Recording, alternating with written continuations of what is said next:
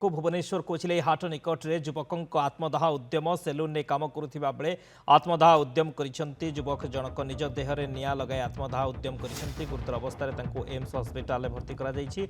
निज देहरे पेट्रोल ढाली से कौनसी कारणरू आत्मदाह उद्यम करुवा पुलिस संदेह करुछे।